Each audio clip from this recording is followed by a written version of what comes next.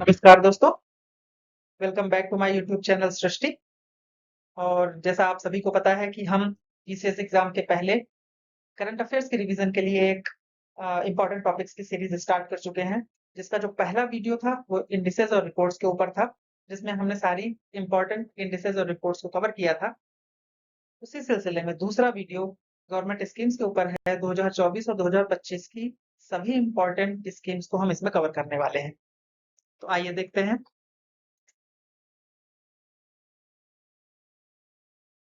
हमारी पहली स्कीम है पीएम धनधान्य कृषि योजना। इस स्कीम को फाइनेंस मिनिस्टर ने यूनियन बजट 2025-26 में अनाउंस किया। और ये जो योजना है, ये जो स्कीम है, नीति आयोग की एस्पिरेशनल डिस्ट्रिक्ट प्रोग्राम के आधार पर ही रखी गई, उसी से इंस्पायर्ड है। उसी से कैसे इंस्पायर्ड है? क्या थी एस्पिरेशनल डिस्ट्रिक्ट प्रोग्राम? तो एस्पिरेशनल डिस्ट्रिक्ट प्रोग्राम में हम ऐसे 100 डिस्ट्रिक्ट को टारगेट करते थे जिनका जो डेवलपमेंट है वो लो है। ठीक उसी तरह से हम ऐसी ही 100 डिस्ट्रिक्ट को टारगेट कर रहे हैं जिनका जो एग्रीकल्चर प्रोडक्टिविटी है वो लो है। ऐसी एग्रीकल्चर प्रोडक्टिविटी वाले डिस्ट्रिक्ट को टारगेट करके उनको सपोर्ट करके कुछ सिलेक्टेड क्राइटेरिया है जिससे इन डिस्ट्रिक्ट को सिलेक्ट किया जाएगा। और फिर इनके एग्रीकल्चर प्रोडक्टिविटी को इंक्रीज करने के लिए हम सपोर्ट देंगे, गवर्नमेंट द्वारा सपोर्ट दिया जाएगा। और फिर ठीक उसी तरीके से जिस तरीके से एस्पिरेशनल डिस्ट्रिक्ट प्रोग्राम के तहत हमने उन अंडर डेवलप्ड या अनडेवलप्ड डिस्ट्रिक्ट को टारगेट करके उनकी डेवलपमेंट में इम्प्रूवमेंट किया था, ठीक उसी तरह हम इन डिस्ट्रिक्ट को भी टारगेट करके जिनकी एग्रीकल्चरल प्रोडक्टिविटी कम है उनको टारगेट करके उनकी एग्रीकल्चरल प्रोडक्टिविटी को बढ़ाएंगे। तो क्या क्राइटेरिया है? सिलेक्शन क्राइटेरिया क्या है ऐसी डिस्ट्रिक्ट का? लो प्रोडक्टिविटी, जिनकी जो एग्रीकल्चरल प्रोडक्टिविटी है वो लो है। दूसरा, लो क्रॉपिंग इंटेंसिटी। क्रॉपिंग इंटेंसिटी कम है, इसका क्या मतलब है? क्रॉपिंग इंटेंसिटी कम होने का ये अर्थ है कि जो भी एक साल में जितनी भी फसल बोई जाती हैं, तो ट्रेडिशनली गेहूं, धान, उसके बीच में थोड़ी बहुत, तो ये जो इंटेंसिटी है ना वो कम है कि एक साल में कितनी ही, दो या तीन। तो किसी और समय में इसकी जो इंटेंसिटी है उसको बढ़ाना कि और ढेर सारी फसलें हम इसी बीच में बो सके और उसकी इंटेंसिटी को बढ़ा सके। यानी एक ही साल में इन ट्रेडिशनल फसलों के अलावा भी और कई सारी फसलों को उगाना ही वो इंटेंसिटी बढ़ाना हो गया। ठीक है। तीसरा क्या है? लो क्रेडिट डिसबर्समेंट, यानी जिन डिस्ट्रिक्ट्स में क्रेडिट डिसबर्समेंट कम है, यानी क्रेडिट फ्लो कम है, जहां पर किसानों को क्रेडिट आसानी से उपलब्ध नहीं है, जिससे वो अपनी एग्रीकल्चरल प्रोडक्टिविटी बढ़ा सके, एग्रीकल्चरल एक्टिविटीज बढ़ा सके, अपना इनकम बढ़ा सके। ऐसे एरियाज को, ऐसे डिस्ट्रिक्ट्स को भी हम कवर कर रहे हैं। और फिर सबसे लास्ट हो गया रिप्रेजेंटेशन अक्रॉस स्टेट्स, यानी कि डिस्ट्रिक्ट को सिलेक्ट करते समय हम इस बात का ध्यान रखेंगे कि वो all over the all over the states होने चाहिए, यानी ऑल ओवर इंडिया होने चाहिए। किसी एक स्टेट से ज्यादा डिस्ट्रिक्ट हो जाए, किसी एक स्टेट में कोई हो ही ना, ऐसा नहीं होना चाहिए। ठीक है। फिर हम आगे बढ़ते हैं। तो अगला क्या है कि scheme has an annual outlay of 24,000 crore for 6 years, यानी हर साल इस योजना में 24,000 करोड़ रुपए खर्च किए जाएंगे, जो कि 2025-26 से स्टार्ट होगी और 6 साल के लिए होगी। इसमें इसके अंतर्गत जो है इस योजना को 36 स्कीम्स जो पहले से ऑलरेडी इन ऑपरेशन है 11 यूनियन मिनिस्ट्रीज के अंतर्गत उनको शामिल किया गया है, उनको एक साथ लाया गया है ताकि इस योजना को क्या किया जा सके, सही से ऑपरेट किया जा सके। इसमें कौन कौन सी योजनाएं हो सकती हैं?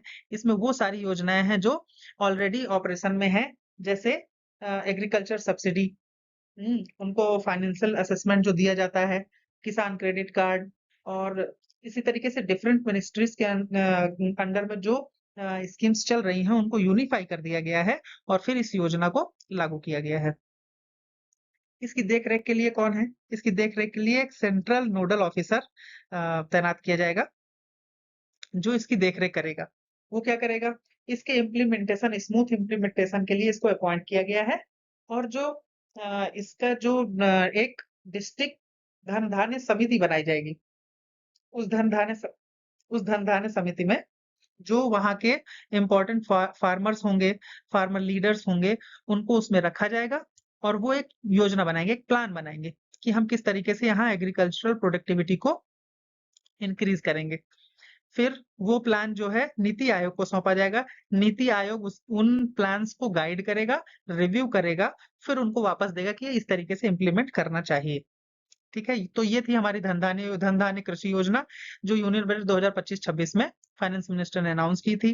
ठीक है, ये नीति आयोग की एस्पिरेशनल डिस्ट्रिक्ट प्रोग्राम के जैसी ही है, जिसमें 100 डिस्ट्रिक्ट को सिलेक्ट किया जाएगा और सिलेक्शन का जो प्रोसेस है वो low productivity, low cropping intensity, low credit disbursement, representation across state ऐसा है। 24,000 करोड़ रुपए इसके लिए दिए गए हैं, हर साल दिए जाएंगे अगले 6 साल तक।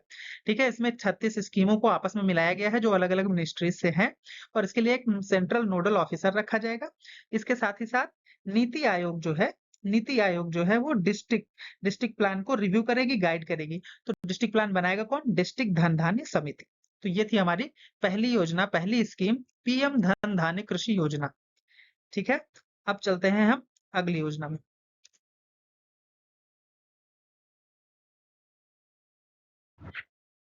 अगली योजना है पीएम सूर्यघर मुफ्त बिजली योजना। इस योजना के बारे में आपने बहुत सुन रखा होगा। हो सकता है कि आपने अपने घर में इस योजना का लाभ भी उठाया हो और सोलर इंस्टॉल भी करा रखा हो। तो ये योजना क्या कहती है? ये योजना पिछले साल 2024 में यानी फरवरी 2024 में लॉन्च हुई थी। कब लॉन्च हुई थी? फरवरी 2024 में। फरवरी 2024 में लॉन्च हुई थी। इसका एम क्या है? एम क्या है कि ज्यादा से ज्यादा घरों में सोलर पावर को इंस्टॉल कराया जा सके और ज्यादा से ज्यादा इलेक्ट्रिक पावर जो है हम, क्योंकि हमारी जो डिमांड है इलेक्ट्रिसिटी की वो लगातार बढ़ती जा रही है और हमें क्लीन एनर्जी भी चाहिए। ठीक है, एनर्जी तो चाहिए ही चाहिए, लेकिन वो एनर्जी कैसी होनी चाहिए? क्लीन होनी चाहिए। इसके लिए सोलर पावर हमारे लिए बहुत ही इंपॉर्टेंट हो जाता है, जैसे कि न्यूक्लियर एनर्जी भी इंपॉर्टेंट हो जाता है, ठीक उसी तरह सोलर पावर भी इंपॉर्टेंट हो जाता है। इसीलिए पीएम सूर्यघर मुफ्त बिजली योजना लाई गई। इसके अंतर्गत जो लोग भी इसको अपने घर में इंस्टॉल कराएंगे, उन्हें 300 यूनिट बिजली जो है हर महीने फ्री दी जाएगी। 300 यूनिट बिजली।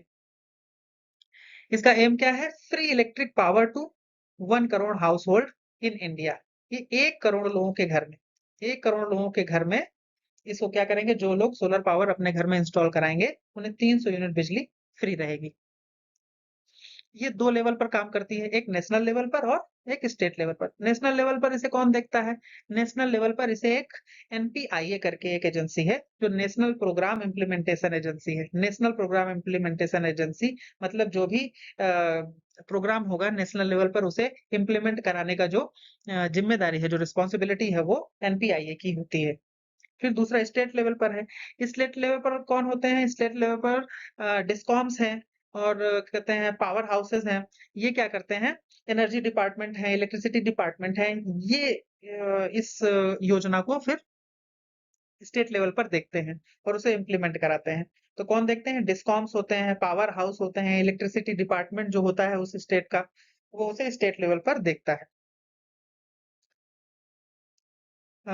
फिर क्या है? हाँ, इसमें जो है सोलर आप इंस्टॉल कराते हैं अपने घर में, तो आपको इंस्टॉलेशन में भी कुछ ना कुछ सब्सिडी प्रोवाइड की जाती है। तो कैसे सब्सिडी है? 60% सब्सिडी है सोलर सिस्टम में।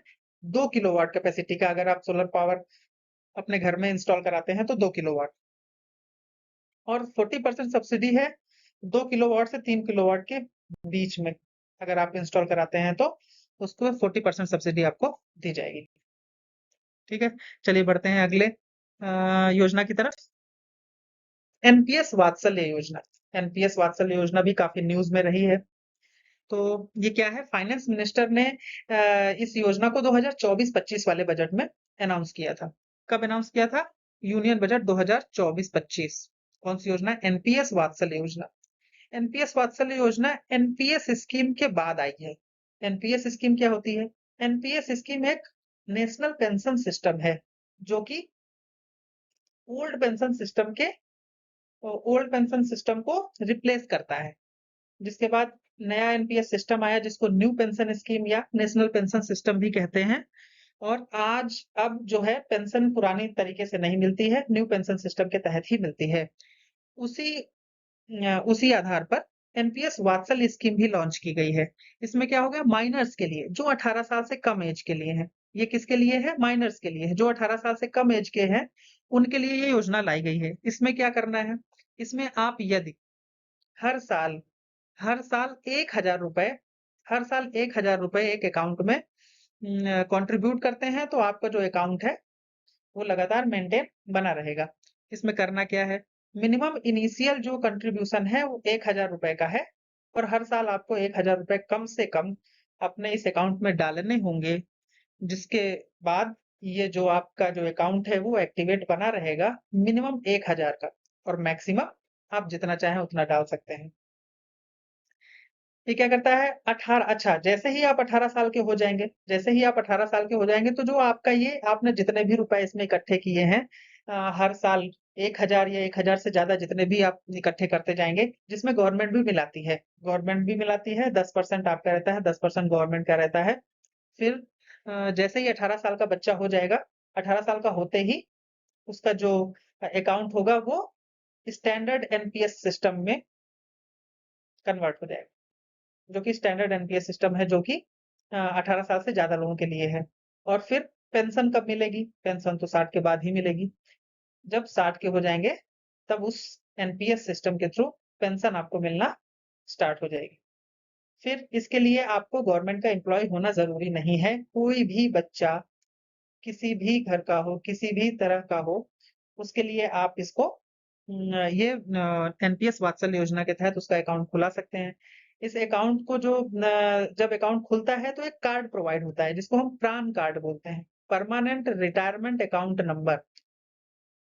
ये एक परमानेंट रिटायरमेंट अकाउंट नंबर आपको मिलता है, एक कार्ड मिलता है, ठीक है। और उसी कार्ड के आधार पर जो अकाउंट बनता है, उसी में ये पैसे इकट्ठे होते हैं, जो कि रिटायरमेंट के बाद आपको मिलते हैं। इसको कौन देखता है, कौन एडमिनिस्टर करता है? तो हमारे यहाँ एक संस्था है जो पेंशन से रिलेटेड सारी चीजों को मैनेज करती है। किसको कितनी पेंशन देनी है, कब देनी है, कितना क्या सिस्टम है, ये सारा डेटा वो रेगुलेट करती है, गाइड करती है, रिव्यू करती है। इसके बाद हर साल उसमें जो भी पेंशन देनी होती है, जिन लोगों की पेंशन है उनको पेंशन देना, और नेशनल पेंशन सिस्टम के तहत अब जो पेंशन लोगों को मिलना शुरू हुई है उसको देना, ये सारी चीजें पीएफआरडीए इसको एडमिनिस्टर करती है। तो पीएफआरडीए क्या है? Pension fund regulatory and development authority, PFRD, ये इसको एडमिनिस्टर करती है। तो ये थी हमारी एनपीएस वात्सल्य योजना, जो 18 साल से कम बच्चों के लिए एक अकाउंट खुलाने के ऊपर है, कि आप एक अकाउंट खोल सकते हैं। उसमें आप हर साल, हर महीने थोड़ा थोड़ा करके कितना भी रुपए इकट्ठा करते जाइए। जैसे ही वो 18 साल का हो जाएगा, 18 साल के बाद वो अकाउंट आपका नॉर्मल जैसे एनपीएस अकाउंट होते हैं वैसे में चेंज हो जाएगा। इसके लिए प्रान नंबर, प्रान कार्ड होते हैं, प्रान कार्ड आपको मिल जाएगा, और उसी प्रान कार्ड का जो अकाउंट होगा उसमें वो पैसे इकट्ठे होते चले जाएंगे। पीएफआरडीए इसको एडमिनिस्टर करती है, और 60 साल होने के बाद आपको उसी जो पैसे इकट्ठे हुए हैं, जो अलग अलग संस्थाओं में लगाए जाते हैं मार्केट के आधार पर, वो मार्केट जैसे जैसे बढ़ती है, जैसे जैसे घटती है, उसी आधार पर आपका पैसा बढ़ेगा या घटेगा। फिर आपको रिटायरमेंट के बाद उसी हिसाब से वो पैसा आपको, उस समय मार्केट रेट जितना होगा उस हिसाब से आपको वो पैसा वापस होगा। तो ये थी हमारी एनपीएस वात्सल्य योजना। चलिए आगे बढ़ते हैं। अब आ जाते हैं आत्मनिर्भर ऑयल सीड अभियान। आत्मनिर्भर ऑयल सीड अभियान, तो ये ऐसा नहीं है कि अभी ही स्टार्ट हुआ है, ये पहले से ही स्टार्ट था। इसमें अभी फिलहाल फिर से यूनियन बजट बजट 2025-26 में इसको फिर से एक बार रिवाइज किया गया है, एक नए तरीके से, नए नाम से। जो कि पहले ही national mission on edible oils चल रहा था, उसको थोड़ा सा और उसमें बूस्ट लाने के लिए आत्मनिर्भर ऑयल सीड अभियान स्टार्ट किया गया है। तो ये कब आया है? यूनियन बजट 2025-26, अभी का जो बजट आया इस साल का, उसमें इसके बारे में बात की गई है। इंडिया को ऑयल सीड यानी एडिबल ऑयल सीड्स के मामले में, सीड प्रोडक्शन के मामले में सेल्फ रिलायंट बनाने के लिए ये योजना लाई गई है। तो क्यों लाई गई है? क्योंकि हमें एडिबल ऑयल जो है, हमारा देश सारा कहते हैं एडिबल ऑयल का बहुत बड़ा कंज्यूमर है, और हमें अपने यहाँ हम जितना एक तो बहुत ज्यादा करते नहीं है, और हमें बाकी देशों से बहुत ज्यादा इंपोर्ट करना पड़ता है, और दूसरे देशों पे हमें रिलाय होना पड़ता है, उन पे डिपेंडेंट होना पड़ता है, और किसी समय यदि वो हमें किसी तरीके से अपना दबाव बना सकते हैं और हमारे यहाँ आपूर्ति ठप हो सकती है, जैसा कि अभी अभी हमने अमेरिका के मामले में देखा कि वो टैरिफ बढ़ा करके हम पर दबाव बनाना चाहते हैं। ठीक उसी तरीके से हम जहां जहां पर जिन जिन चीजों में डिपेंडेंट हैं, उनमें सेल्फ रिलायंट होने के लिए हमें एक ऐसे अभियान, एक ऐसी योजना की जरूरत पड़ती है। इसी तरह एडिबल ऑयल का भी मामला है। तो एडिबल ऑयल का जो पहले से चल रहा है वो national mission on edible oil है, ठीक है, जो 2024-25 से 2030-31 तक के लिए ऑलरेडी है, ठीक है, जिसमें 10,130 करोड़ रुपए हम इसमें खर्च करने वाले हैं। ठीक है, और हम क्या कर रहे हैं, हम क्या चाहते हैं, हम चाहते ये हैं कि इन सालों में 2024-25 से 2030-31 तक में जो हमारा जो एडिबल ऑयल का प्रोडक्शन है वो 2 गुना हो जाए। कितना हो जाए? 2 गुना हो जाए। अभी हम 39 यानी 39 मीट्रिक टन 2022-23 तक अभी तक हम लोग प्रोडक्ट करते हैं, प्रोड्यूस करते हैं, ठीक है। अब हम क्या चाहते हैं, अब हम चाहते हैं कि 69.7 मिलियन टन जो है एडिबल ऑयल हमारे यहाँ प्रोड्यूस होने लगे, इसका 2 गुना हो जाए, हमारा ये अभियान है, ठीक है। तो इस अभियान के जो फीचर्स हैं वो क्या-क्या हैं, ठीक है। तो रिड्यूस एडिबल ऑयल इंपोर्ट, हम चाहते हैं कि हम बाहर की कंट्रीज से इतना इंपोर्ट ना करें, ठीक है, थोड़ा बहुत करें, लेकिन ज्यादातर हमारा जो काम है वो हमारे यहाँ से ही प्रोड्यूस होने वाले एडिबल ऑयल से चल जाए, हमारे यहाँ का प्रोडक्शन इतना होना चाहिए। तो सपोर्ट ऑयल सीड फार्मर्स, यानी जो ऑयल सीड पैदा करने वाले फार्मर्स हैं, ट्रेडिशनल फार्मर्स तो हैं ही, लेकिन कुछ फार्मर्स हैं जो डिफरेंट क्रॉप्स को भी बढ़ावा देते हैं, जैसे ऑयल सीड फार्मर्स हैं, तो हमें उनको भी सपोर्ट करने की जरूरत है। To provide high yielding oil seed varieties, इन सभी को high yielding oil seed varieties दी जाएंगी, जिससे जो इम्प्रूव्ड सीड्स होंगे तो हमारी जो उसके जो प्रोडक्शन है वो भी बढ़ेगा, ठीक है। ऑयल सीड फार्मिंग टेक्निक, और फार्मिंग टेक्निक्स भी सिखाना, उनको नए नए टेक्निक्स के बारे में बताना फार्मर्स को, ताकि हम उसका प्रोडक्शन बढ़ा सके। और सबसे लास्ट में to develop oil seed processing infrastructure, oil seed पैदा होने के बाद उसको प्रोसेस करना, उससे ऑयल बनाना, ठीक है, इसके इंफ्रास्ट्रक्चर को भी इम्प्रूव करना, जिससे आसानी से हम जो भी प्रोड्यूस कर रहे हैं उसको प्रोसेस कर सकें, उसको फाइनल प्रोडक्ट में बदल सकें और यूज कर सकें। तो कौन कौन से ऑयल सीड्स होते हैं जो हमारे यहाँ होते हैं, जो हम इंपोर्ट करते हैं, कौन कौन से हो गए हैं, तो इसके अंदर कौन कौन से फार्मर्स को हम सपोर्ट करेंगे, तो मस्टर्ड पैदा करने वाले को, ग्राउंड नट पैदा करने वाले को, सेसमे पैदा करने वाले को, सोयाबीन पैदा करने वाले को, सनफ्लावर पैदा करने वाले को, ठीक है। लेकिन ये एक रजिस्टर्ड फार्मर होना चाहिए, इंडिया में रजिस्टर्ड फार्मर होना चाहिए। Small and marginal farmers can apply for extra benefits, यानी जो स्मॉल और मार्जिनल फार्मर्स हैं, जिनके पास जो जमीन है वो कम है, जिनके पास लैंड कम है, तो वो क्या कर सकते हैं, वो एक्स्ट्रा बेनिफिट्स के लिए भी अप्लाई कर सकते हैं। तो ये थी हमारी आत्मनिर्भर ऑयल सीड अभियान। तो चलिए आइए देखते हैं कौन कौन से एडिबल ऑयल हम कहाँ कहाँ से, किस किस कंट्री से इंपोर्ट करते हैं। तो सबसे ज्यादा हम जो इंपोर्ट करते हैं वो है पाम ऑयल। पाम ऑयल का हमें बहुत ज्यादा जरूरत पड़ती है। तो पाम ऑयल जो है वो हम सबसे ज्यादा इंपोर्ट करते हैं इंडोनेशिया से, 32%। कितना? 32%। 32%। फिर इसके बाद मलेशिया से 16%। दो से ही इम्पोर्टेंट है कि इंडोनेशिया से सबसे ज्यादा हम पाम ऑयल इंपोर्ट करते हैं। अगर हम सोयाबीन इंपोर्ट करना है तो हम कहाँ जाएंगे? अर्जेंटीना जाते हैं। अर्जेंटीना से हम सोयाबीन ऑयल इंपोर्ट करते हैं। और वहीं दूसरी कंट्री, उसी क्षेत्र की दूसरी कंट्री ब्राजील, वहां से हम सोयाबीन ऑयल इंपोर्ट करते हैं। फिर आ जाते हैं हम सनफ्लावर ऑयल। सनफ्लावर ऑयल भी एक दूसरा क्षेत्र है जहां से हम वो इंपोर्ट करते हैं, यूक्रेन और रसिया, दोनों से लगभग 10-10% हम इंपोर्ट करते हैं। इन तीनों ऑयल्स में जो सबसे ज्यादा इंपोर्ट है वो है पाम ऑयल का। तो टोटल जो इंपोर्ट है उसका लगभग 48 to 59%, 60% के आसपास हम पाम ऑयल ही इंपोर्ट करते हैं। फिर इसके बाद सोयाबीन ऑयल इंपोर्ट करते हैं लगभग 23%। सनफ्लावर ऑयल जो है वो 16% के आसपास है, यानी जो सबसे बड़ा शेयर है इंपोर्ट का वो है पाम ऑयल का। पाम ऑयल का, लेकिन पिछले कुछ सालों का जो ट्रेंड है वो ये देखा गया है कि जो पाम ऑयल का जो इंपोर्ट है वो 5 से 10% गिर गया है। 5 से 10% नहीं, 25% लगभग गिर गया है। कितना गिर गया है? 25%। ये ट्रेंड है कि अब जो इम्पोर्ट है वो पहले से गिर रहा है, क्योंकि हमारे यहाँ ये national mission on edible oil जो चल रहा है, इसके तहत जो है हमारे यहाँ का जो प्रोडक्शन है वो धीरे-धीरे बढ़ रहा है। और जो हमने बना रखा है कि 2030-31 तक अपने यहाँ का जो प्रोडक्शन है उसको डबल कर देना है, और इम्पोर्ट धीरे-धीरे बाहर से जो रिलायंस है, जो डिपेंडेंसी है उसको कम करना है, सेल्फ रिलायंट बनना है। तो ये था हमारा एडिबल ऑयल के ऊपर जो स्कीम है। चलिए देखते हैं अगली। न्यूक्लियर एनर्जी मिशन फॉर विकसित भारत। न्यूक्लियर एनर्जी एनर्जी क्षेत्र में कितना बड़ा रोल प्ले करती है, ये किसी से छिपा नहीं है। सभी लोग इसके इम्पोर्टेंस को जानते भी हैं। और जो भारत के लिए कितना जरूरी है, आप इस बात से समझ सकते हैं कि भारत की जो अभी की जो डिमांड है, अभी जो पर कैपिटा कंजम्पशन है इलेक्ट्रिसिटी का, वो 1395 है ना, किलोवाट। यानी पर व्यक्ति, यानी एक आदमी को ये लगभग कितना चाहिए? 1395 किलोवाट आवर चाहिए होता है। ठीक है, ये कंजम्पशन जो है पर कैपिटा, वो इंक्रीज होने वाला है, डबल होने वाला है 2035 तक। अब जो ऑलरेडी भारत में जो इलेक्ट्रिसिटी का जो प्रोडक्शन हो रहा है, उसका डबल हो जाना, ये एक बहुत बड़ी बात है। इसमें हम अभी जो उसके ऊपर रिलाई करते हैं, किसके ऊपर? कोल प्रोडक्शन, जो कोल्स के द्वारा, यानी कोल से जो हम इलेक्ट्रिसिटी प्रोड्यूस करते हैं थर्मल पावर प्लांट के थ्रू, उस पर जो हमारा डिपेंडेंसी है वो अभी भी 50% से ऊपर है।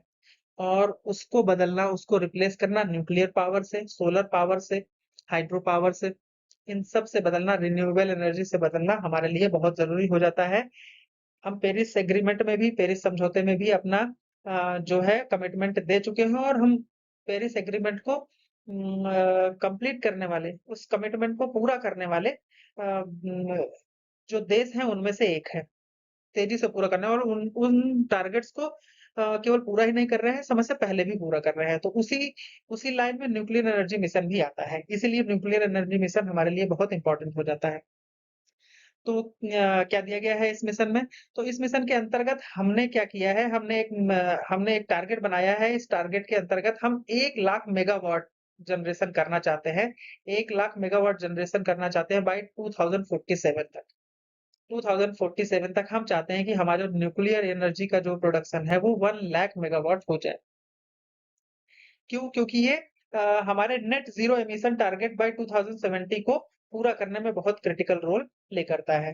तो net zero emission target by 2070 क्या है? हम ये चाहते हैं कि हमने पेरिस एग्रीमेंट में हमने एक कमिटमेंट दे रखा है कि हम 2070 तक नेट जीरो एमिशन वाले कंट्री हो जाएंगे। नेट जीरो एमिशन क्या है? नेट जीरो एमिशन का मतलब ये है कि हमारे यहाँ का जो कार्बन एमिशन है, वो नेट जीरो होगा। नेट जीरो होगा का मतलब हमारे यहाँ जितना कार्बन प्रोड्यूस होता है, और उसके आधार पर जो हम जितना कार्बन हम अपने यहाँ डंप कर लेते हैं इन द सेंस कि हमारे यहाँ जितने भी फॉरेस्ट हैं, और जितने भी पेड़ हैं, जितना भी वो क्या कहते हैं, कार्बन को अवशोषित करते हैं, और जो हम जितना कार्बन जो है हम एमिट करते हैं, उसका जो नेट आ जाए वो जीरो हो जाए, यानी एमिशन करना और कंज्यूम करना, मतलब उसको डंप कर लेना, उसको दोनों ही बराबर हो जाए, तो हम ये कहेंगे कि कार्बन नेट जीरो हो गया, नेट जीरो एमिशन हो गया। तो हमने ये जो टारगेट रखा है, ये 2070 का रखा है, और उसको पूरा करने के लिए न्यूक्लियर एनर्जी का एक बहुत इंपॉर्टेंट रोल हो जाता है। और अभी के लिए क्या है, India's nuclear power capacity is set to grow from 8180 megawatt. अभी 8180 मेगावाट की कैपेसिटी है, और 2031-32 तक 2200-480 मेगावाट हम इसको करने वाले हैं, लगभग थ्री फोल्ड, यानी 3 गुना, है ना, 3 गुना। और ये हमने अपने एनडीसी, यानी नेशंस डिटरमिन्ड टारगेट भी, कमिटमेंट भी है, जिसमें हमने ये बोला है कि हम अपने यहाँ 2030-31-32 तक जो है अपने यहाँ का जो न्यूक्लियर कैपेसिटी है उसको 3 गुना करने वाले हैं, और हम उस ओर बढ़ भी रहे हैं। और जो 2047 का जो टारगेट है उसके हिसाब से हम 1 lakh megawatt nuclear energy capacity generate कर रहे हैं अपने इंडिया में। ठीक है, इसके लिए हम हमारी जो क्या कहते हैं एलोकेशन है रुपए का वो कितना है, तो 2025-26 में 20,000 करोड़ रुपए न्यूक्लियर एनर्जी मिशन के लिए अनाउंस किया गया है, उसके लिए दिए गए हैं। इससे क्या होगा, इससे हम डिप्लॉय करेंगे 5 Bharat small reactors, 5 Bharat small reactors. Small reactors तो हमने सुन रखे हैं। स्मॉल रिएक्टर्स क्या होते हैं? स्मॉल रिएक्टर्स होते हैं जो नॉर्मल रिएक्टर से 3 गुना छोटे होते हैं, 3 गुना छोटे होते हैं एनर्जी के मामले में भी, साइज के मामले में भी, है ना। बीआरएस जो होते हैं, बीएसआर होते हैं, भारत स्मॉल रिएक्टर्स, ये नॉर्मल जो रिएक्टर्स होते हैं उनसे 3 गुना छोटे होते हैं, 3 गुना छोटे होते हैं। तो ये तो हमारे लिए नुकसानदेह है या फायदेमंद? फायदेमंद है। फायदेमंद कैसे है? इसको इंस्टॉल करना आसान है, इसको एक जगह से दूसरी जगह तक ले जाना आसान है। अलग अलग चीजें बना करके रिएक्टर की अलग अलग जो वो है मशीनरी है, अलग अलग जो चीजें हैं उनको बना करके हम एक जगह कलेक्ट कर लेते हैं, उसको इंस्टॉल कर लेते हैं और इंस्टॉलेशन आसान हो जाता है। और इसके बाद उससे एनर्जी जो है उससे लगभग जो नॉर्मल रिएक्टर है उसकी 1/3 आती है। तो इसको कई जगह पर इंस्टॉल करना भी आसान हो जाता है, बहुत ज़्यादा जगह की ज़रूरत भी नहीं होती है, इसका मेंटेनेंस भी आसान हो जाता है, इसकी रिफ्यूलिंग है वो भी आसान हो जाती है, क्योंकि एक नॉर्मल रिएक्टर में लगभग हर सातवें उसमें 7वें साल में उसको सॉरी हर दूसरे तीसरे साल में उसको रिफ्यूल करना पड़ता है। लेकिन इन रिएक्टर्स को, जो भारत स्मॉल रिएक्टर्स हैं, इनको रिफ्यूल करने के लिए हमें 7-7 साल तक रिफ्यूल करने की कोई ज़रूरत नहीं होती है, 7वें साल में हमें रिफ्यूल करना पड़ता है। तो इनका मेंटेनेंस आसान है ना? इसका इंस्टॉलेशन आसान है, इसकी रिफ्यूलिंग में इतना हर दूसरे साल इसको रिफ्यूल नहीं करना पड़ता है, रिफ्यूलिंग में भी टाइम लगता है, उतने दिन का हमें तब तक ये हमें एनर्जी प्रोडक्शन देता रहता है। और इस तरीके से हमें 5 भारत स्मॉल रिएक्टर्स 2033 तक अपने यहाँ डिप्लॉय करने हैं और इसके लिए 20,000 करोड़ रुपए गवर्नमेंट ने एलोकेट किए हैं यूनियन बजट 2025-26 में। तो ये थी हमारी न्यूक्लियर एनर्जी मिशन फॉर विकसित भारत। और इसमें क्या है, हमारा टारगेट है 2047 के लिए 1 लाख मेगावाट और 2031-32 के लिए है 22,480 मेगावाट, यानी 22,400 मेगावाट। अभी अभी कितना है? 8,000। 2031-32 तक कितना करना है? 22,000। 2047 तक कितना करना है? 1 लाख। और ये हमारे टारगेट्स हैं। इसके लिए हमने अभी 20,000 करोड़ रुपए का जो रुपए है हमने एलोकेट कर दिए हैं, जिसमें हम 5 भारत स्मॉल रिएक्टर्स 2033 तक भारत में डिप्लॉय करने वाले हैं। ये हमारे net zero emission target by 2070 के लिए बहुत क्रिटिकल है। तो हमने ये न्यूक्लियर एनर्जी मिशन फॉर विकसित भारत में देखा। अब देखते हैं हमारे इंडिया में कौन कौन से पावर रिएक्टर्स हैं। तो हमारे यहाँ जो ऑपरेशनल पावर प्लांट्स हैं वो है काकरापार एटॉमिक पावर स्टेशन जो गुजरात में है, कलपक्कम तमिलनाडु में है, नरोरा उत्तर प्रदेश में है, कैगा कर्नाटक में है, राजस्थान राजस्थान में है, तारापुर महाराष्ट्र में है, कुडांकुलम तमिलनाडु में है। इसमें जो सबसे लेटेस्ट जो पावर प्लांट है वो कुडांकुलम न्यूक्लियर पावर प्लांट है और सबसे ज्यादा कैपेसिटी भी इसी की है ना। तो ये याद रखेंगे कि सबसे पहला कौन सा, सबसे पुराना कौन सा है, सबसे नया कौन सा है। तो जो सबसे पुराना है वो कौन सा है? कौन सा दिख रहा है? 1973 1969 तारापुर एटॉमिक पावर स्टेशन 1969 में है, ये सबसे पुराना है और महाराष्ट्र में ये लगा हुआ है। ठीक है, सबसे अभी जो लेटेस्ट में लगा हुआ है वो है कुडांकुलम न्यूक्लियर पावर प्लांट, जो कि तमिलनाडु में है, 2013 का लगा हुआ है। अभी कुछ है जो अंडर कंस्ट्रक्शन चल रहे हैं, जल्दी ही स्टार्ट होने वाले हैं। वो है कलपक्कम तमिलनाडु में, मद्रास पावर प्लांट करके है। फिर राजस्थान की जो राजस्थान पावर प्लांट है उसमें 7 और 8 यूनिट बढ़ रहे हैं। ठीक है, एक पावर प्लांट में कई सारे रिएक्टर्स होते हैं, उस रिएक्टर्स में से 2 रिएक्टर और बढ़ रहे हैं। जैसे काकरापार में 2 ऑलरेडी हैं, 3 और 4 बढ़ रहे हैं। इस तरीके से कुडांकुलम जो कि लेटेस्ट खुला हुआ है 2013 में जो इंस्टॉल हुआ है, उसमें 2 यूनिट ऑलरेडी है, जिसमें 2000 कहते हैं मेगावाट कैपेसिटी है, 2000 मेगावाट की कैपेसिटी हम उसमें और बढ़ा रहे हैं और तीसरा और चौथा यूनिट और खोल रहे हैं। तो इस तरीके से जो हमारे ऑलरेडी इंस्टॉल्ड पावर प्लांट्स हैं 7, और इसके अलावा 4 और है जो कहीं यूनिट्स बढ़ा रहे हैं तो कोई एक नया खुल रहा है। तो ये थी हमारे यहाँ पावर प्लांट्स की जो कंडीशन है इंडिया में। तो आइए देखते हैं अगला scheme, export promotion mission. Export promotion mission after tariff increased by Trump, ये बहुत इंपॉर्टेंट हो जाता है। और भारत का जो एक्सपोर्ट है वो ग्लोबली 3% का है, तो इसको इम्प्रूव करना, इसको इंक्रीज करना इंडिया के लिए बहुत जरूरी है। और जैसे अगर हम चाइना से कंपेयर करें तो चाइना का जो एक्सपोर्ट है वो ग्लोबली 15% का है, इंडिया का जो एक्सपोर्ट है वो 3% का है। तो ये जो अगर हम चाहते हैं कि हमारी कंट्री जो है डेवलप्ड हो, 2047 तक विकसित भारत की जो कल्पना है उसको पूरा करने के लिए एक्सपोर्ट जो है, एक्सपोर्ट का प्रमोशन करना, एक्सपोर्ट को बढ़ावा देना, एक्सपोर्ट को इम्प्रूव करना बहुत क्रूशियल हो जाता है। इसीलिए गवर्नमेंट ने एक फ्लैगशिप इनिशिएटिव अनाउंस किया है। कब अनाउंस किया है? यूनियन बजट 2025-26 में। कब अनाउंस किया है? यूनियन बजट 2025-26 में एक फ्लैगशिप इनिशिएटिव अनाउंस किया है। इसमें हम एक्सपोर्ट को प्रमोट करने की बात कर रहे हैं। इसमें जो मिनिस्ट्रीज हैं वो 3 मिनिस्ट्रीज है। पहली तो कॉमर्स एंड इंडस्ट्री, जो ऑब्वियस है, कॉमर्स एंड इंडस्ट्री मिनिस्ट्री है। दूसरा एमएसएमई मिनिस्ट्री यानी micro and ministry of micro small and medium enterprises. और तीसरी मिनिस्ट्री ऑफ फाइनेंस। तो ये 3 मिनिस्ट्रीज मिलकर के इस एक्सपोर्ट प्रमोशन मिशन पे काम कर रही हैं। लेकिन जो डिपार्टमेंट है, सबसे ज्यादा जो लीडिंग डिपार्टमेंट है इसमें, वो है department of commerce. Commerce department जो है वो इसमें जो लीड रोल प्ले कर रहा है। अब बात करते हैं इसके इम्प्लीमेंटेशन की। तो इस मिशन के जो अंडर में 2 और स्कीम्स है। उन स्कीम्स के द्वारा ही, उन स्कीम्स के थ्रू ही इस जो पूरा एक्सपोर्ट प्रमोशन मिशन है वो पूरा होता है, कंप्लीट होता है। तो जो पहली स्कीम है उसके अंतर्गत कौन सी है? निर्यात प्रोत्साहन। पहली कौन सी है? निर्यात प्रोत्साहन। निर्यात का मतलब ही एक्सपोर्ट है, तो निर्यात प्रोत्साहन, एक्सपोर्ट को प्रमोट कर, उसी को बोलते हैं निर्यात प्रोत्साहन। दूसरा निर्यात दिशा, निर्यात दिशा यानी एक्सपोर्ट डायरेक्शन। ठीक है, ये दो जो है ये इसकी सब स्कीम्स है। और इसके लिए 10,000 करोड़ और 14,500 करोड़, प्रोत्साहन के लिए 10,000 और दिशा के लिए 14,500 करोड़ एलोकेट किए गए हैं। तो निर्यात प्रोत्साहन क्या करेगा? निर्यात प्रोत्साहन जो है इंटरेस्ट इक्वलाइजेशन सपोर्ट देता है।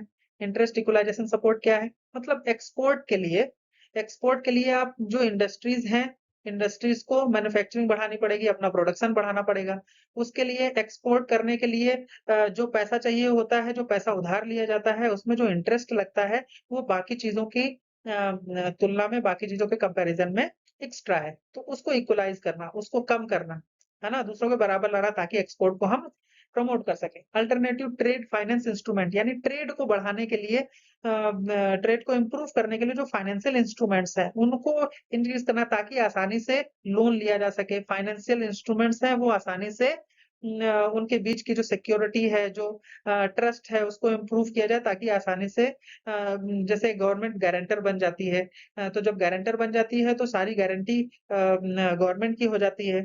तो लोन देना, पैसे देना किसी के लिए आसान हो जाता है, जो इंस्ट्रूमेंट्स है उनके लिए आसान हो जाता है। तो इसी तरीके से अल्टरनेटिव ट्रेड फाइनेंस इंस्ट्रूमेंट्स को इम्प्रूव करना।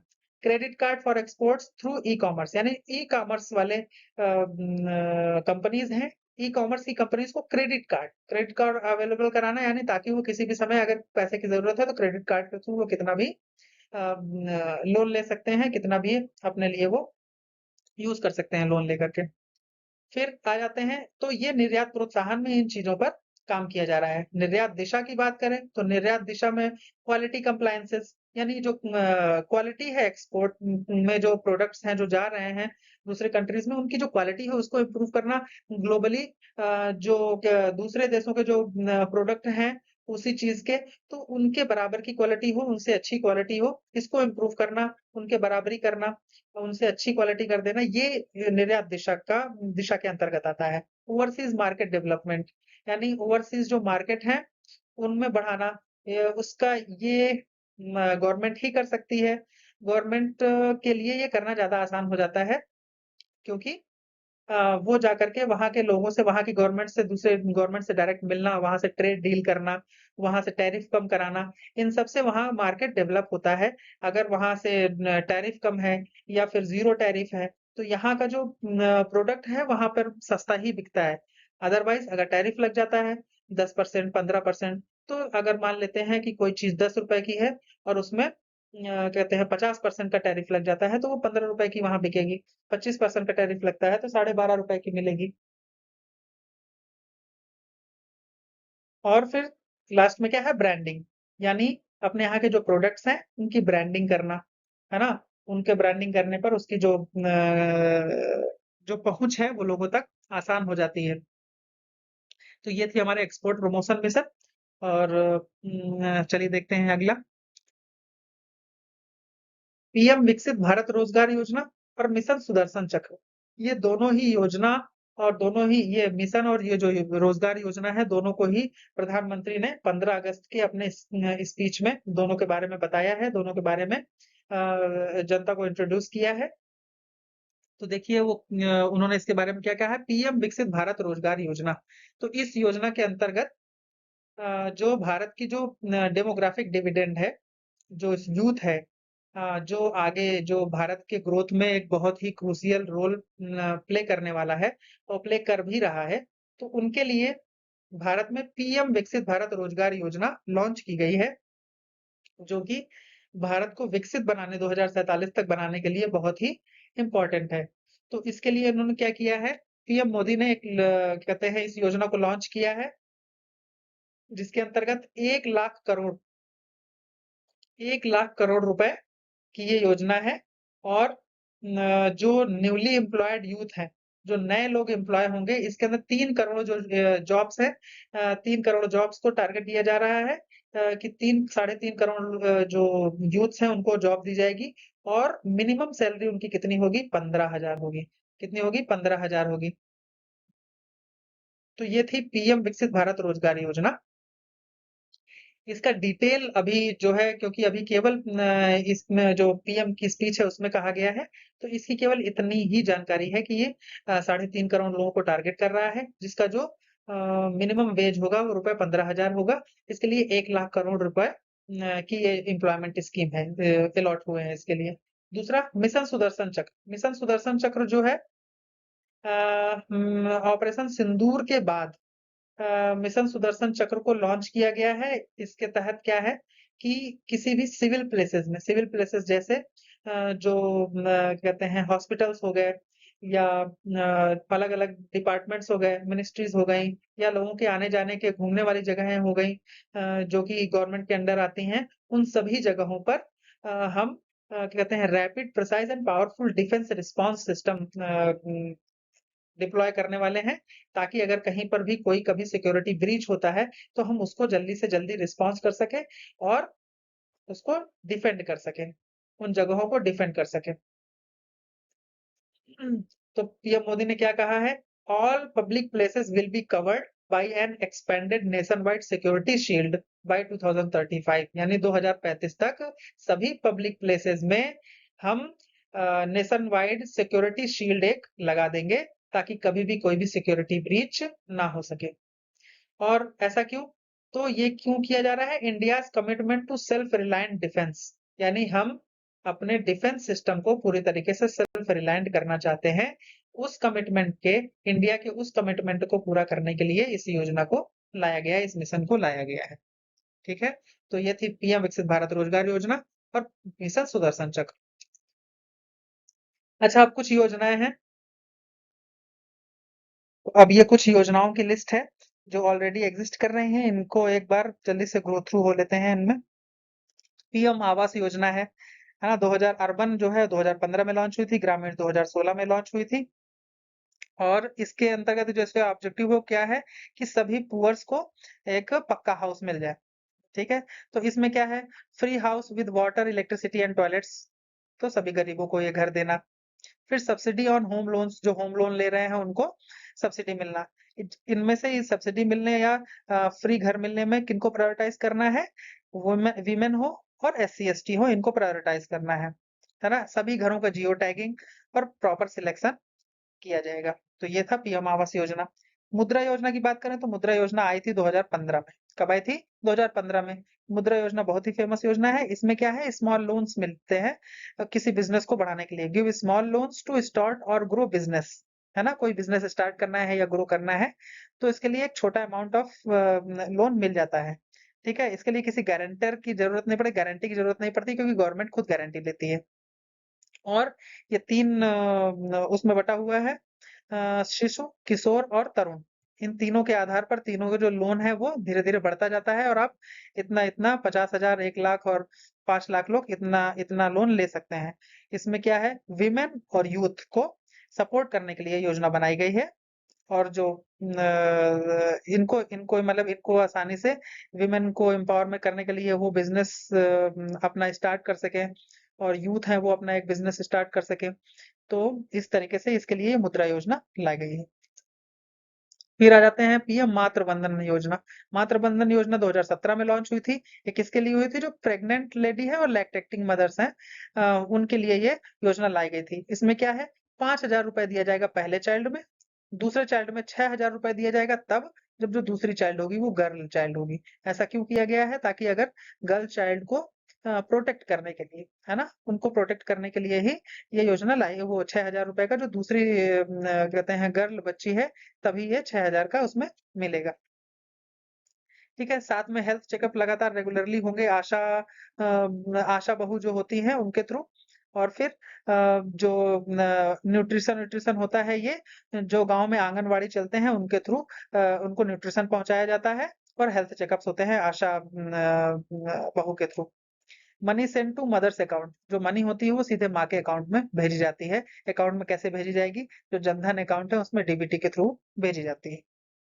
पीएम कौशल विकास योजना। कौशल विकास योजना 2015 में लॉन्च हुई थी। 2015 में लॉन्च होने के बाद आज कौशल विकास योजना का चौथा संस्करण भी लॉन्च हो गया है। चौथा संस्करण लॉन्च हो गया है। तो कौशल विकास योजना क्या है? इसमें जो यूथ है उनको स्किल्स उसमें स्किल्स प्रोवाइड की जाती हैं, उनको नए नए चीजों के लिए रेडी किया जाता है ताकि वो बाहर जाकर के जॉब कर सके। इसमें कौन कौन सी चीजें हैं?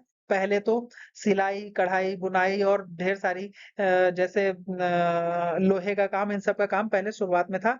अभी जो चौथा संस्करण है उसके अंडर अंडर में 400 नए तरीके के जॉब रोल्स जो हैं अवेलेबल हैं, जैसे AI, 5G, drones, data analysis, इन सब चीजों को उसके अंतर्गत क्या कहते हैं इंक्लूड किया गया है, और उन सब चीजों की ट्रेनिंग दी जाएगी जिससे जो है उनका स्किल डेवलपमेंट हो सके और वो जॉब के लिए तैयार हो सके।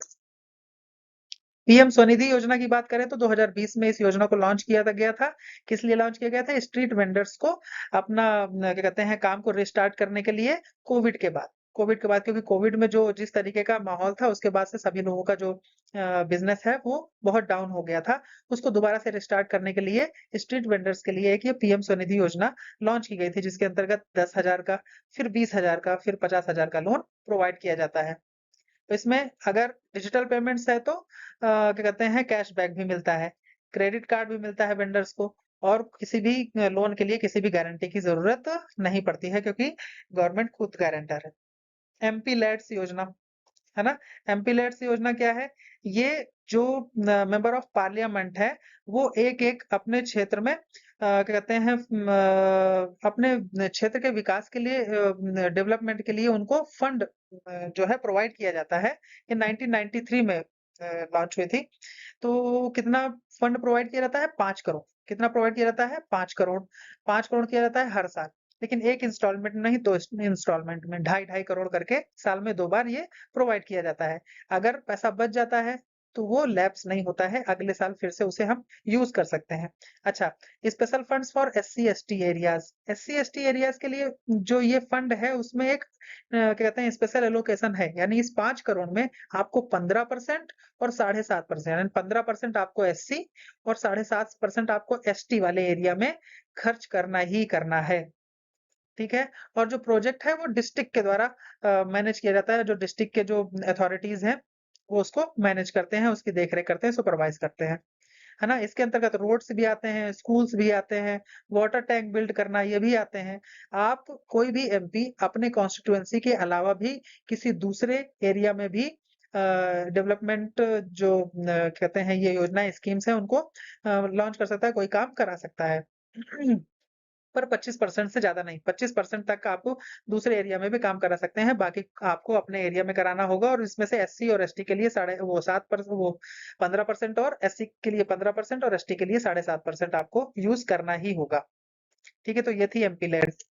फिर आते हैं पीएम फसल बीमा योजना। फसल बीमा योजना फसलों के लिए है, अगर फसल खराब हो जाती है, ठीक है, तो उनका एक इंश्योरेंस है। 2016 में ये लॉन्च हुई थी। उनके लिए एक इंश्योरेंस है कि यदि खराब हो जाती है तो आप क्लेम कर सकते हैं, fast claim via tech and DBT.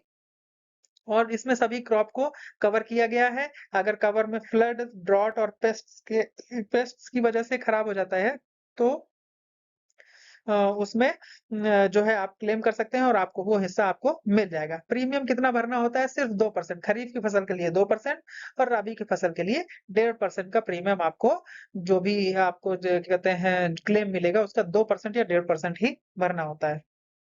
जल जीवन मिशन की बात करें तो जल जीवन मिशन 2019 में आया था। जल जीवन मिशन जैसे नाम से ही है कि हर घर में tap water to every rural home, यानी हर गांव के हर घर में सभी को क्या कहते हैं हैंडपंप के थ्रू नहीं, टैप वाटर पहुंचाना जरूरी है। कैसा? Tap water. ठीक है, इसके अंतर्गत 55 लीटर पर पर्सन पर डे पानी पहुंचना चाहिए ही चाहिए। और इसमें फोकस ऑन वाटर सेविंग पर भी है। ठीक है, वाटर को सेव करना। विलेज कमेटी मैनेज सप्लाई, यानी विलेज कमेटी जो गांव की कमेटी है वो इस सप्लाई को मैनेज करती है ना। इसकी रियल टाइम ट्रैकिंग भी होती है, जिससे पता चलता है कि कहाँ कितना काम हो चुका है, कहाँ कितना पानी यूज हो रहा है, क्या कैसा है। ठीक है, तो ये था जल जीवन मिशन जो 2019 में लॉन्च हुआ था। पोषण 2.0 की बात करें तो पोषण न्यूट्रिशन मिशन है ना। न्यूट्रिशन मिशन है, इसमें क्या करना है? न्यूट्रिशन बढ़ाना है, किसका? विमेन का और चिल्ड्रन का। यानी जिन कहते हैं प्रेग्नेंट महिलाओं के जिनके जिनको बच्चे हो गए हैं, और उन बच्चों को और उन महिला को दोनों को ही न्यूट्रिशन की जरूरत पड़ती है। उसके लिए पोषण मिशन लॉन्च किया गया है। उसका दूसरा संस्करण 2021 में लॉन्च हुआ, जिसके अंतर्गत क्या होता है? आंगनबाड़ी के थ्रू फ्री फूड पहुंचाया जाता है। फोर्टिफाइड राइस पहुंचाया जाता है, कोटेदार से फोर्टिफाइड राइस मिलता है जो इनको प्राप्त होता है। और मोबाइल ऐप है, आंगनबाड़ी जो महिलाएं होती हैं उनके फोन में मोबाइल ऐप होता है जिसमें सारी डिटेल्स आपको डालनी पड़ती है और लगातार ट्रैकिंग होती है। न्यूट्रिशन इवेंट्स एवरी मंथ, हर मंथ एक न्यूट्रिशन इवेंट होता है जिसके थ्रू ये जो क्या कहते हैं न्यूट्रिशनल जो चीजें होती हैं वो बांटी जाती हैं। उड़ान, उड़ान की बात करें तो ये 2016 में लॉन्च हुई एक क्या कहते हैं स्कीम है। ये कनेक्टिविटी, रीजनल कनेक्टिविटी स्कीम है, जिसमें क्या करना है कि एयर ट्रेवल को, यानी हवाई जहाज की यात्रा को आसान बनाना, अफोर्डेबल बनाना, छोटे शहरों के लिए उनको आसान बनाने के लिए यह योजना लाई गई थी। इसमें बहुत सारे छोटे छोटी जगहों को, रीजनल प्लेसेस को आपस में कनेक्ट किया गया है, जिसमें 2,500 रुपए 1 घंटे की फ्लाइट, 1 घंटे की फ्लाइट के लिए 2,500 रुपए जो है फिक्स किए गए। न्यू एयरपोर्ट्स इन रिमोट एरियाज, है ना, रिमोट एरियाज में भी न्यू एयरपोर्ट्स खोलना, है ना। Airline get support connects tyre 2 and 3 cities जो होती हैं, है ना। टायर फर्स्ट सिटीज जो होती हैं वो तो एकदम डेवलप्ड सिटीज होती हैं जहां पर सारी चीजों की, सारी सर्विसेज की अवेलेबिलिटी होती है। लेकिन उसके बाद की जो टायर 2 टायर 3 सिटीज होती हैं उनमें भी क्या कहते हैं एरोप्लेन को आसान बना देना, एयरपोर्ट्स बनाना, कनेक्टिविटी उनकी बढ़ाना, ताकि वो भी चीजों से कनेक्ट हो सके, टायर फर्स्ट सिटीज से कनेक्ट हो सके, कहते जहां पर बिजनेस आसान हो सके, लोगों का आना जाना आसान हो सके, ताकि वो भी कहते हैं टायर 2 टायर 3 से टायर 1 में धीरे धीरे आ सके। तो ये था आज का वीडियो जो कि स्कीम्स पर था। और आई होप कि आप सभी को ये वीडियो अच्छा लगा। और इसमें मैंने लगभग सारी इंपॉर्टेंट सीरीज को कवर किया है। और अगर आपको ये वीडियो अच्छा लगा तो सब्सक्राइब करिए सृष्टि चैनल, इसका लिंक नीचे दिया गया है। बहुत बहुत धन्यवाद। फिर हम आएंगे अगला वीडियो लेकर।